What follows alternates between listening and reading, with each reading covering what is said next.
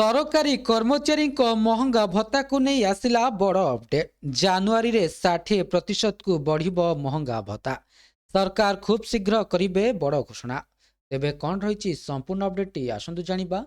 ता पूर्व चैनल रे नुआ थिले चैनल को सब्सक्राइब करी रखंतु एमिति गुरुत्वपूर्ण अपडेट सबु बेले पाइबा पाई।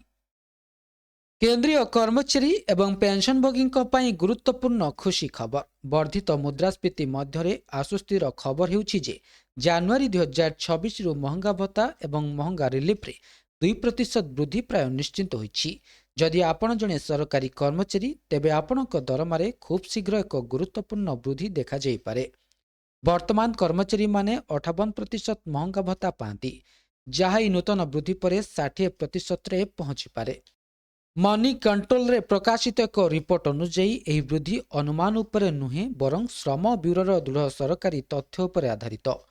डीए गणना पई व्यवहृत all India consumer price index November 2025 रे 0.5 पॉइंट वृद्धि पाई 148.2 रे पहुंची।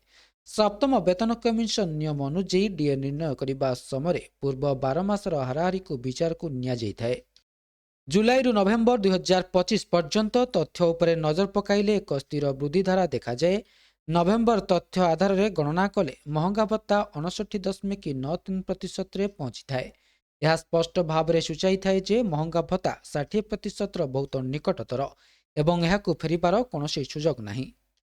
तेबे डिसेम्बर संख्या जा हेउ वृद्धि निश्चिंत। समस्तंक नजर एबे डिसेम्बर 2025 इंडेक्स उपरे जहा एपर्यंत प्रकाशित होई नहीं, किंतु विशेषज्ञ माने कहिसंती जे चित्र परिवर्तन हेबो नाही।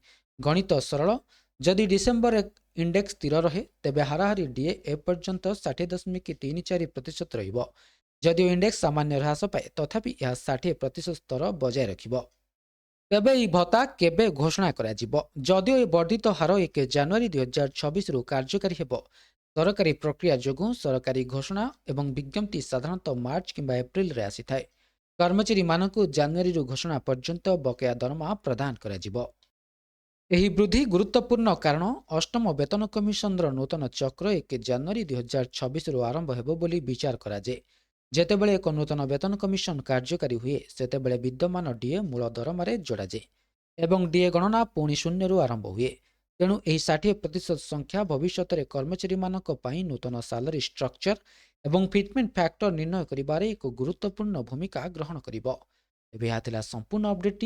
भिडियोटी भल लागिथिले भिडियोटी को लाइक करंतु, शेयर करंतु एवं चैनल टी को सब्सक्राइब करिबा पई भूलंतु नाही।